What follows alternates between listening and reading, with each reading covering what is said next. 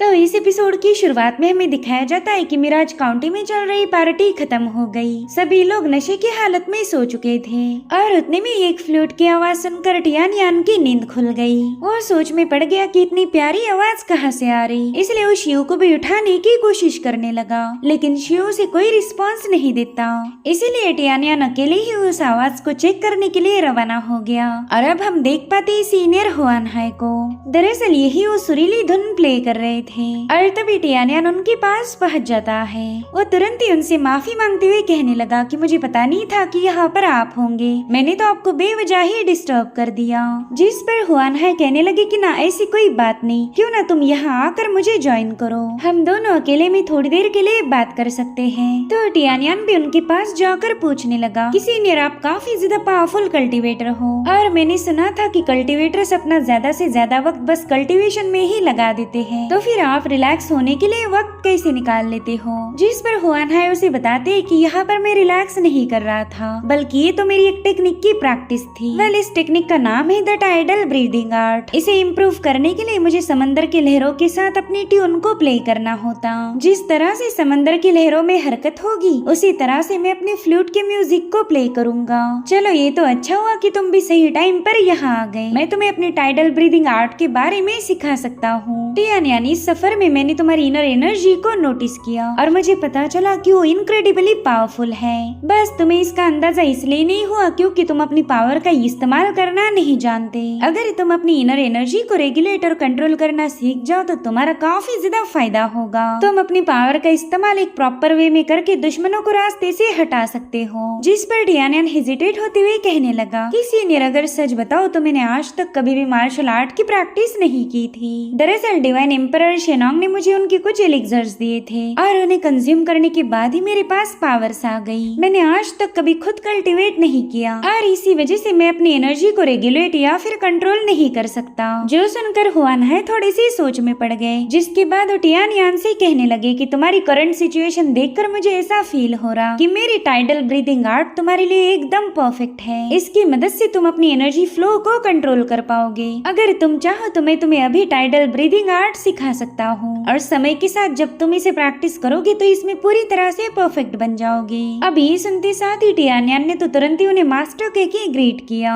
उनसे कह रहा था कि सीनियर प्लीज मुझे अपना डिसाइपल एक्सेप्ट कीजिए। हालांकि हुआन हाय ने उसे अपना सिर झुकाने से मना कर दिया। वो कह रही थी टियान तुम मेरे डिसाइपल नहीं बन सकते और ना ही मैं तुम्हारा मास्टर, हम दोनों तो बेफिक्रे परिंदे हैं। तुम मुझे बड़े भाई बुलाते हो वही मेरे लिए काफी हो गया। मेरे पास जितना भी नॉलेज है मैं तुम्हें सिखाता जाऊंगा, लेकिन उसके लिए तुम्हें मुझे मास्टर बनाने की कोई जरूरत नहीं। और सच बताओ तो मैं भी इतना टैलेंटेड नहीं हूँ कि तुम मुझे अपना मास्टर बनाओ। तो चलो फिर मेरे साथ टाइडल ब्रीदिंग आर्ट की प्रैक्टिस करना शुरू कर दो। सबसे पहला तो तुम्हें अपनी आंखें बंद करके अपनी ब्रीदिंग को फील करना होगा। अपनी सांसों को समंदर की लहरों की रिदम के साथ कनेक्ट करो। तो टियान भी अपनी आंखें बंद करके हुआन हाय की बातों को फॉलो करने लगा। साथ ही साथ यहाँ पर हुआन हाय ने उसके एक्यू पॉइंट को ट्रिगर किया था, जिसके चलते उनकी एनर्जी अब टियान की बॉडी में समाने लगी। वो टियान को बताते हैं कि मैं तुम्हारी मेरिडियंस में अपनी एनर्जी को फ्लो कर रहा हूँ ताकि तुम्हारी ब्लॉक हुई हर एक मेरिडियंस अपने आप ओपन हो जाए। अगर हमने ऐसा नहीं किया तो टाइडल ब्रीदिंग आर्ट की वजह से तुम्हारी मेरिडियन एक्सप्लोड हो जाएगी। सब टियान भी अपनी इनर एनर्जी को समन करते हुए इसे कंट्रोल करने की कोशिश करने लगा। उतने में उसने फील किया कि हुआन हाय की ब्रीदिंग बिल्कुल भी स्टेबल नहीं, मगर फिर भी वो अपना पूरा फोकस टियान को सिखाने में लगा रहे थे। वो टियान से कहते कि अपनी एनर्जी को काबू करो, उसे बता दो कि उसे तुम्हारी हर एक बात माननी पड़ेगी। और उतने में टियान सीधे समंदर पर सवार हो गया। यहाँ पर वो लहरों पर खड़ा होकर अपने टाइडल ब्रीदिंग आर्ट की प्रैक्टिस कर रहा था। वहीं पर हुआन हाय उसे बता रहे थे कि समंदर में ढेर सारी पावर्स है, हर एक छोटी से छोटी रिवर भी समंदर में ही आके एक हो जाती। तो तुम्हें यहाँ की सारी एनर्जी को अपने कोर में समाना होगा।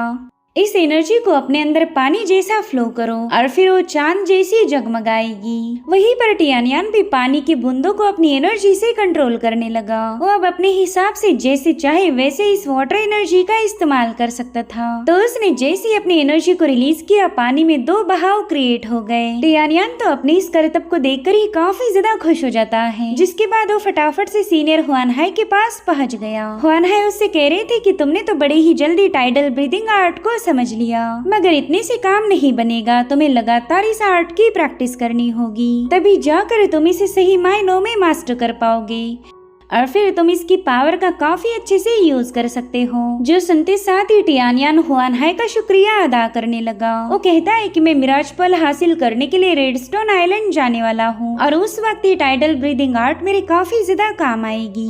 और अब हमें कुछ दिनों बाद की कहानी दिखाई जाती है। टियानयान अपने साथियों के साथ मिलकर रेडस्टोन आइलैंड में पहुँच चुका था और यहाँ आते साथ ही उसने नोटिस किया कि इस आइलैंड का माहौल काफी ज्यादा अजीब है। साथ ही ये लोग अपने साथ 2-3 कैरेजेस लेकर आए थे और उनमें से कुछ कैरेजेस अपने आप मिसलीड हो गई। इधर टियानयान ने देखा कि उनके साथियों की कैरेजेस वहाँ पर नजर नहीं आ रही। दरअसल दूसरे कैरेज पर मास्टर दुआन अपने साथियों के साथ सवार थे। वो भी काफी ज्यादा परेशान हो गए कि उनकी कैरेज ने अचानक से रास्ता कैसे बदल लिया, इसलिए वो जोर जोर से चिल्लाते हुए टियानयान को पुकारने लगे, मगर यहाँ मौजूद कोई मैजिक इनकी आवाज को रोक रहा था। साथ ही हमें टियानयान की टीम की तीसरी कैरेज भी दिखाई जाती है जिसे मास्टर की चला रहे थे। वो अपने साथियों से कहने लगे कि यहाँ पर कुछ तो गड़बड़ है, सभी लोग केयरफुल रहो। और अब हम अंडर वाटर एक ड्रैगन को देख पाते हैं जिसने बड़ी तेजी के साथ आकर इनके कैरेज पर अटैक कर दिया।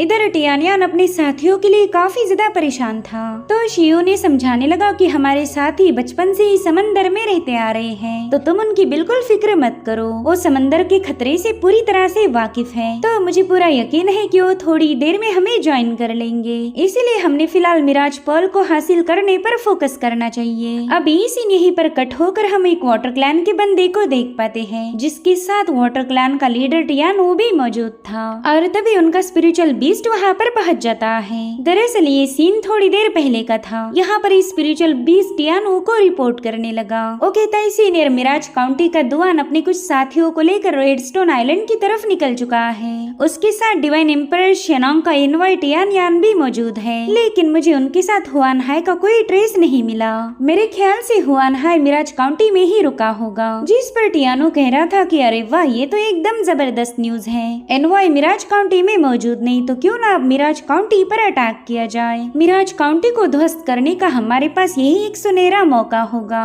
जिसके बाद हुआनहाई को याद करते हुए कहने लगा कि मेरे भाई, अब हमारे पुराने हिसाब चुकते करने का वक्त आ चुका है। तुम्हारे और मेरे दरमियान की दोस्ती और दुश्मनी आज यहीं पर खत्म हो जाएगी। अब ये सीन यहीं पर कट होकर हमें रेडस्टोन आइलैंड पर मौजूद स्लॉटर केव दिखाई गई। टियानयान अपने साथियों के साथ उस केव के सामने पहुंच चुका था। यहाँ पर शियान टियानयान को बता रही थी कि ऐसा कहा जाता है कि इस आइलैंड पर बहुत ही पावरफुल मिराज मॉन्स्टर है। मेरे ख्याल से ये केव उसी मॉन्स्टर का घर होगी। जिस पर टियानयान कह रहा था कि हाँ, मुझे भी ऐसा ही फील हो रहा। और अब ये तीनों भी उस केव में एंटर कर चुके। यहाँ का नजारा काफी ज्यादा अजीब था और उतने में इन्हें अपने सामने कुछ क्रीचर्स नजर आने लगे। उनमें से एक मॉन्स्टर तो बड़ी तेजी के साथ जाकर शियान पर हमला करने वाला था, मगर उसी वक्त शियो ने अपनी तलवार से उस पर वार करते हुए उसका काम तमाम कर दिया। हालांकि यहाँ पर सी मॉन्स्टर्स की कोई कमी नहीं थी। न जाने कितने ही सारे मॉन्स्टर्स इन लोगों के सामने अपीयर होने लगे।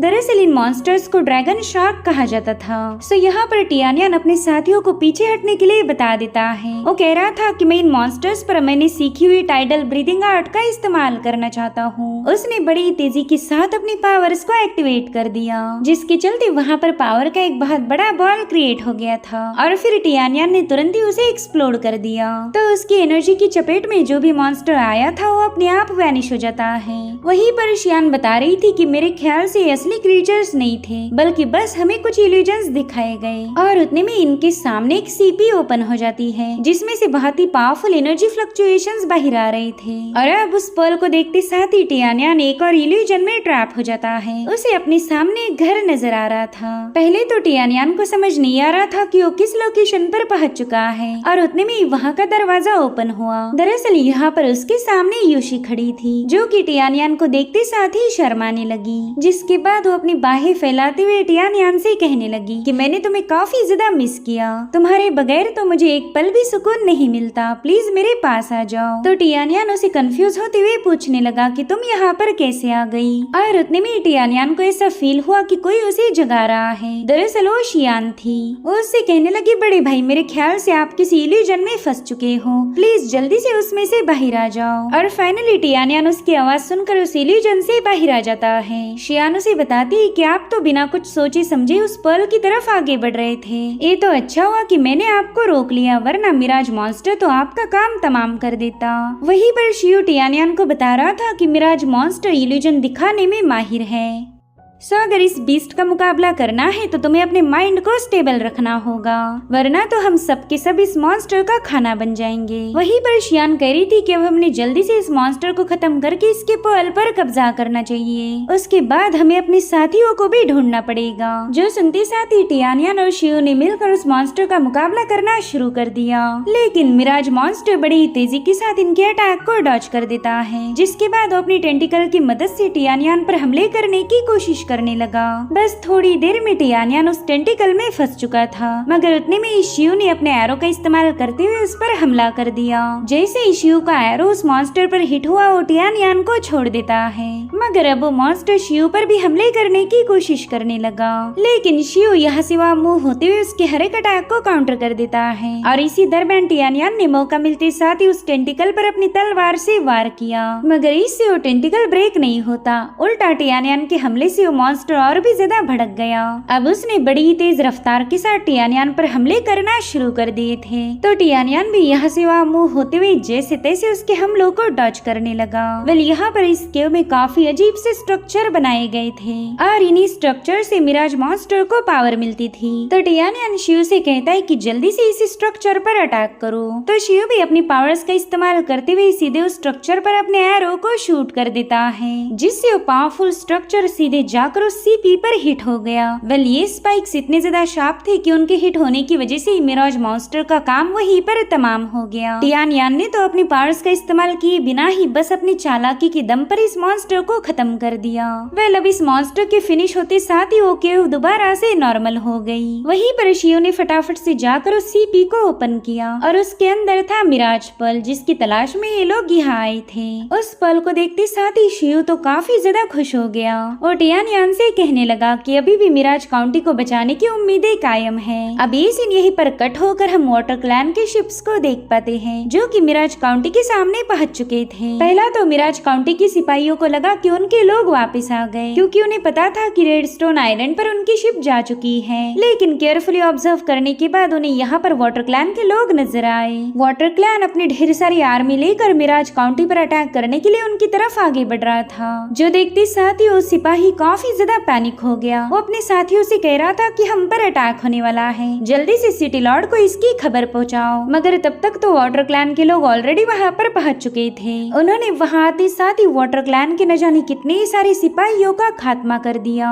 यहाँ पर बस एक ही बंदा जिंदा बचा था, तो फटाफट से अपनी सिटी की तरफ भागने लगा, मगर उसे भी बड़े ही ब्रूटली मारा जाता है। वाटर क्लैन ने मिराज काउंटी पर अटैक करके डिवाइन एम्परर शेनोंग के हुक्म की नाफरमानी की थी और अब वो बंदा मिराज काउंटी के गेट्स को ओपन कर देता है ताकि वाटर क्लैन की सारी जहाजें बिना किसी रोक टोक के मिराज काउंटी में एंटर कर सके। इधर मिराज काउंटी का जनरल अपने सिपाहियों को बता रहा था कि मिराज काउंटी में जाने के बाद सामने आने वाले हर एक बंदे का खात्मा कर दो। इस सिटी का एक भी शख्स सरवाइव नहीं करना चाहिए। आज हम इस मिराज काउंटी को पूरी तरह से निस्तनाबूद करके ही दम लेंगे। अब ये सीन यहीं पर कट होकर हम टियानियान को देख पाते हैं, जो कि अपने बिछड़े हुए साथियों के लिए परेशान था। वो कहने लगा कि पता नहीं मास्टर की और मास्टर दुआन की शिप्स कहाँ चली गई। जहाँ तक मुझे याद है रेडस्टोन आइलैंड के सामने पहुँचने तक भी वो लोग हमारे साथ थे, फिर वो अचानक से गायब कैसे हो गए। हमने पर्ल हासिल भी किया और सेफली बाहर भी आ गए, मगर उनका तो यहाँ पर कोई नामो निशान भी नजर नहीं आ रहा। और अब वहाँ से थोड़ी दूरी पर जाने के बाद इन्हें पानी पर तैरती हुई लाशें नजर आई। तो टियानियान उन सारी डेड बॉडीज को चेक करने के लिए उनके करीब पहुँच जाता है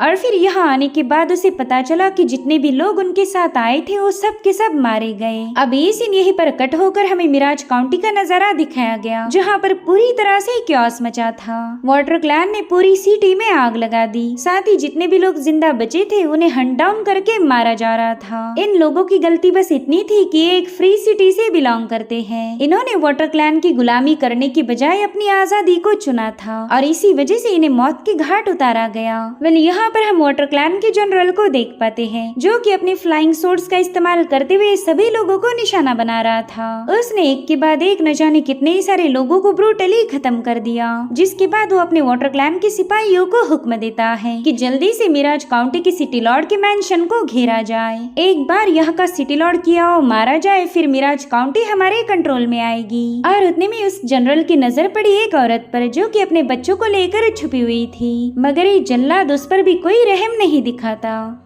उस लेडी से कहने लगा कि तुम माँ बच्चों का प्यार देखकर तो मेरी आंखों में आंसू आ गए और ऐसे इमोशनल नजारे मुझे बिल्कुल पसंद नहीं आते। जिसके बाद वो अपने आइस डैगर की मदद से उन्हें भी खत्म कर देता है और अब ये लोग सीधे सिटी लॉर्ड के मैनर की तरफ रवाना हो गए। वहीं दूसरी तरफ शिव अपने साथियों की लाशें देख काफी ज्यादा भड़क जाता है। मास्टर की के फेस पर उसे खौफ साफ साफ नजर आ रहा था और टियानियान से कहता है कि मिराज मॉन्स्टर ने इन्हें नहीं मारा, बल्कि मेरे ख्याल से वाटर क्लैन ने इन पर अटैक किया होगा। तो टियानियान भी उसकी बात से अग्री होते हुए कहने लगा कि वाटर क्लैन ने बस पीछे हटने की नौटंकी की थी। उन्होंने हमें ऐसा दिखाया कि वो डिवाइन एम्परर शेनोंग के हुक्म की इज्जत करते हैं, लेकिन ऐसा बिल्कुल नहीं था। उन्हें तो बस हमारे केयरलेस होने का इंतजार था ताकि वो मौका मिलते साथ ही हम पर अटैक कर सके। जिस पर शियान कहती कि हम लोग मिराज पर्ल को ढूंढने में बिजी थे और उन्होंने इसी मौके का फायदा उठाते हुए हमारे साथियों को खत्म कर दिया। जिस पर टियानियान कहता है कि अगर यहाँ पर ये हालत है तो पता नहीं मिराज काउंटी में क्या हुआ होगा। अब हमें कुछ भी करके मिराज काउंटी में वापस जाना होगा। जितने जल्दी हम वहाँ जाएंगे उतनी ही जल्दी तबाही को रोका जा सकता। लेकिन मिराज काउंटी तो यहाँ से काफी ज्यादा दूर है। तो टियानियान शिव से पूछने लगा कि क्या तुम्हें कोई शॉर्टकट रास्ता पता है जिसकी मदद से हम सिटी में जल्दी पहुँच सके। जिस पर शिव जवाब देते हुए बताता है कि हाँ, एक रास्ता तो है, लेकिन वो काफी ज्यादा भयानक है। कोई भी वहाँ से जाना प्रिफर नहीं करता क्योंकि वहाँ पर रिफ का बहुत बड़ा फॉरेस्ट है। न जाने कौन सा सी मॉन्स्टर कब हम पर अटैक कर दे। जिस पर टियानियान कह रहा था कि हमारे पास खोने के लिए बिल्कुल भी वक्त नहीं है। उस रास्ते पर जाने के अलावा हमारे पास कोई ऑप्शन नहीं, इसलिए जल्दी से रवाना हो जाओ। वेल यहाँ पर शियो और टियानियान कैरेज की स्पीड पर काम करेंगे तो वहीं पर शियान स्टीयरिंग संभालेगी। सो अब जैसे ये लोग वहाँ से निकले, वाटर क्लैन का ड्रैगन इनका पीछा करना शुरू कर देता है। तो ये लोग भी उसे चकमा देते हुए काफी तेजी के साथ आगे बढ़ने लगे। यहाँ पर वो ड्रैगन अपनी थंडर पावर का इस्तेमाल करते हुए इनके कैरेज को डिस्ट्रॉय करने की कोशिश कर रहा था, मगर उसी वक्त शियान ने कैरेज को सीधे अंडर वाटर उतार दिया। हालांकि वो ड्रैगन यहाँ पर भी उनका पीछा नहीं छोड़ता। वो इन तीनों को खत्म करने के लिए पानी के अंदर उतर चुका था।